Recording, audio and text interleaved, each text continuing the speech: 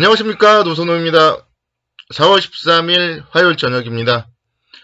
오늘은 오랜만에 주식시장이 1%대 넘게 상승을 했어요. 코스피 기준으로 3169포인트까지 상승을 했고, 코스닥 시장도 9포인트대 상승을 하면서 1010포인트까지 상승을 했습니다. 시장이 일단은 좀 이렇게 상승을 하고 있어서 너무 기분이 좋고요.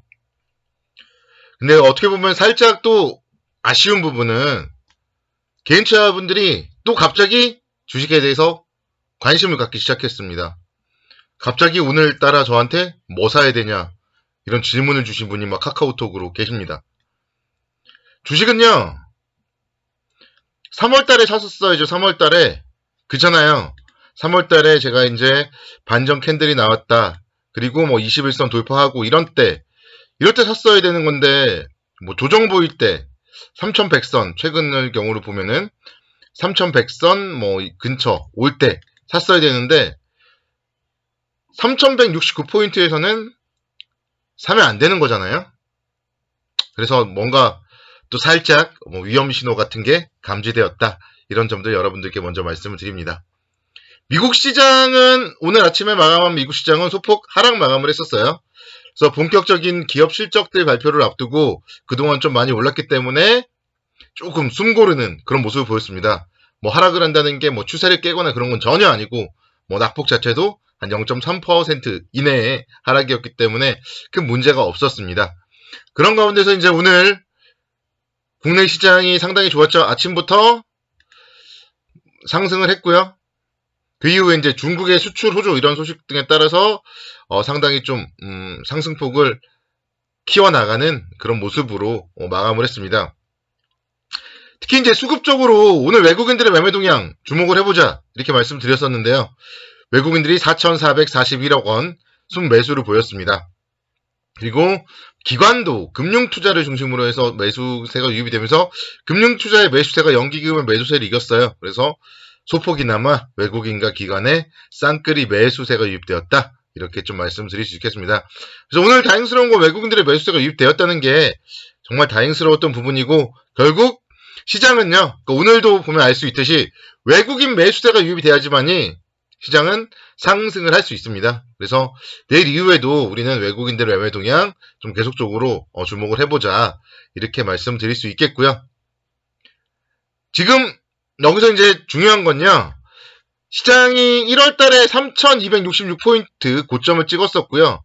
종가 기준으로는 1월 25일날 3,208포인트가 종가 기준으로는 고가였습니다.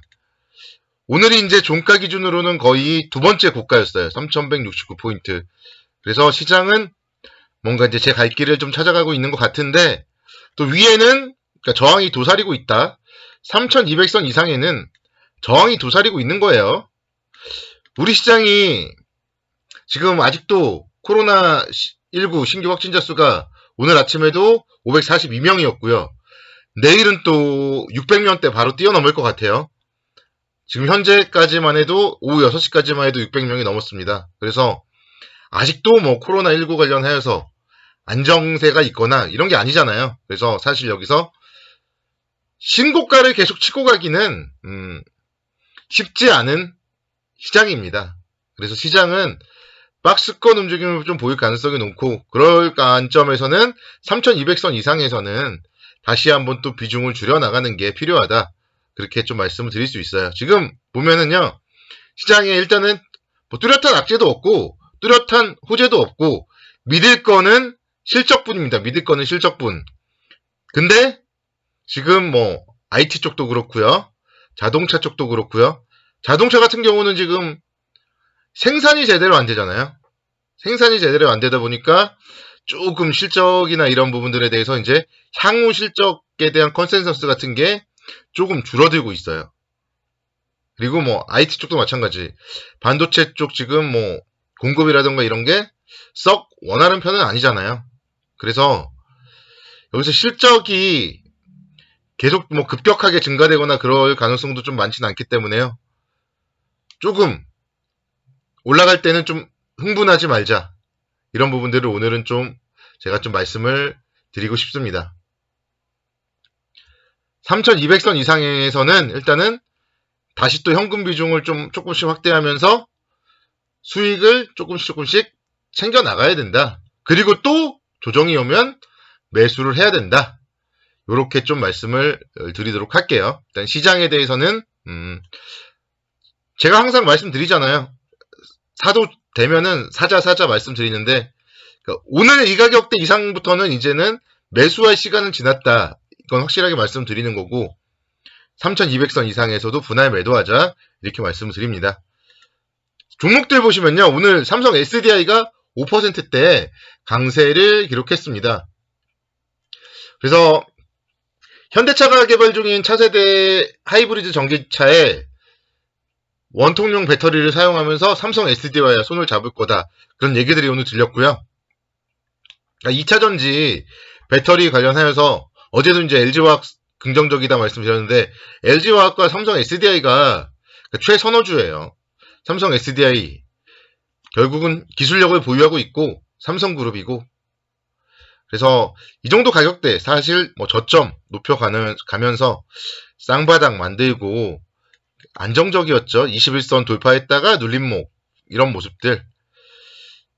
그래서 뭐 2차전지 쪽으로는 삼성 SDI는 뭐 앞으로도 더 갈 수 있겠지만, 뭐 어쨌든 더 간다고 하더라도 역시 이런 종목들도 치고 가기보다는 박스권이겠죠. 삼성 SDI도 마찬가지 박스권. 그리고 어제 말씀드렸던 LG화학. LG화학도 오늘 6%대 장대 양봉 만들었죠. 21선 지지하고 장대 양봉, 기관 외국인의 쌍끌이 매수. 이렇게 뭐 만들었지만 결국은 그러니까 고점이 낮아지고 있잖아요. 105만원, 그 다음에 뭐 100만원대 초반, 그 다음에 90만원대 후반. 계속 고점이 이렇게 낮아지고 있기 때문에 이런 추세를 뭐 한 번에 깬다거나 그러지는 못할 거예요. 그래서 올라가도 박스권으로 90만원에서 95만원 정도에서는 조금 또 눌릴 가능성이 있고, 이런 부분들을 감안을 해보시면은 결국 이런 주요 종목들이 좀 박스권 움직임을 보일 거다. 이렇게 본다면은 너무 긍정적으로 보기만은 좀 어렵다. 이렇게 좀 말씀드릴게요. 그리고 이제 금융주 중에서 금융지주사 한국금융지주가 107,500원대까지 상승을 했습니다. 종가 기준으로는 107,500원이지만 장중에는 111,1,000원까지 상승을 했고요. 이런 기업들을 좀 기업 분석을 해보면은 자산가치 2022년 기준으로 봤을 때 한 115,000원 정도 나와요. 즉, 그리고 이제 증권사 컨센서스 적정주가도 116,667원이래요. 즉, 물론 뭐 증권사 애들은 또 상승하면 목표가 상향하겠죠. 12만원, 13만원. 근데 우리 이거를 1월 달에도 여러분들이 좀 당했잖아요. 결국 증권사들이 그동안 책정했던 컨센서스까지 가면은 주가는요, 쉴 수밖에 없습니다. 한국금융지주 같은 경우도 카카오뱅크 상장 이슈 때문에 지금 엄청나게 상승을 했어요. 8만원대부터 제가 계속 뭐 긍정적으로 말씀드렸었는데 11만원 이상에서는 일단은 좀 팔고 가는 게 맞는 것 같아요.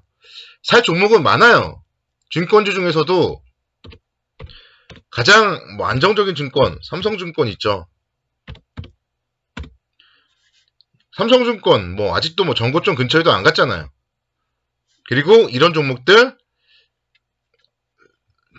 주당 자산가치 2022년 기준으로 똑같이 보면요, 똑같은 잣대를 보면은 69,000원이에요. 69,000원.